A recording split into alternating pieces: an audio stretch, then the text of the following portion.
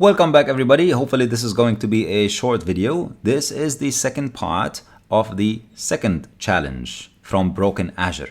The first part, we looked at the challenge and how we can solve the challenge, where we were able to use a service principal with a private key file to log in as that service principal and list some Active Directory resources, then get access to the flag.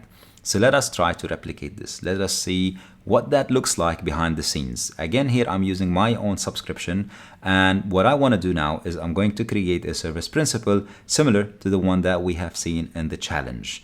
To do that, to create a service principal, we have to go to the app registrations. So we have to register an app, and once we register an app, we're going to have a service principal attached to it.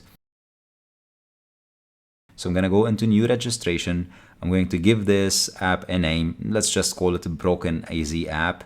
And that's about it. I'm going to register the app. So now we have an app registered and we have the username of the app, which is basically going to be serving as the username for the service principal when we try to log in. The second piece of information that we're going to be needing to log in is the password, or something that will work as a password. As a regular user, you have the username, you have the password, you use that to log in. As a service principal, there are a couple ways to do this. Either by creating a secret, which is an equivalent of a password, or by using a certificate, which slightly requires a little bit more setup, but definitely more secure. This is where you would create a secret. So I can actually use that to click on a new client secret. And once that secret is created, make sure that you save it somewhere, because you cannot access it anymore after you save it over here. And that is going to be your password. But in our CTF environment, we weren't using a client secret. There was a PAM file, a certificate file. So I have taken the liberty of creating these offline, so I don't sort of waste your time in how to create certificate files. It's nothing too complicated. Running a couple commands, you'll be able to have your certificate created with the private key that you're going to be using to authenticate. What I'm going to do now is I'm going to upload this file. This is basically the PAM file. This is what's going to allow me to say I want to use the certificate as a secret to authenticate, to prove my identity. And if you are into PKI and crypto, not the coins, the actual proper information security cryptography, this is what you would normally refer to as the public key. What are we going to do now? We are going to try and authenticate using this service principal. Now, if you remember from the previous video, we needed a couple pieces of information. We needed the ID of the service principal. We also needed the ID of the tenant.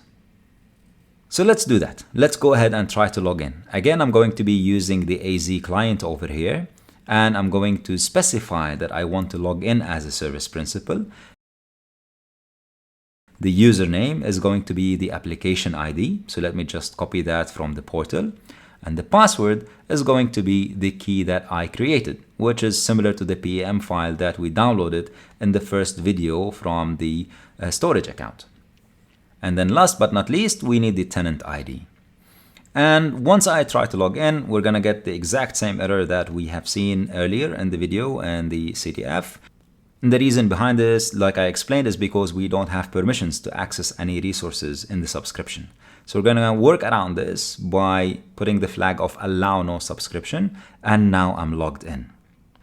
And again, if we try to list the roles that we have, if we try to list the resources that we have, none of this is going to work out because we don't have permissions, but we do have permissions to access the Active Directory resources where we can access groups or we can access users and so on. And this is what we did in the previous video to get access to the flag.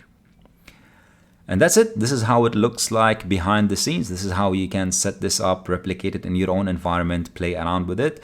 Service principals are really one of the most commonly targeted issues and misconfigurations in Azure subscriptions. More often than not, these service principals will also have very high privileges. So if somebody gets their hands on them, they are going to get some high privileges into your tenant. And that's one of the misconfigurations that we're always trying to spread awareness around. So please make sure that you try this on your own, see what it looks like, get a feel of what it is to interact with the service principal. And when you are done, we can move on to the third flag. That's it from me for now, and I will see you soon in the next video.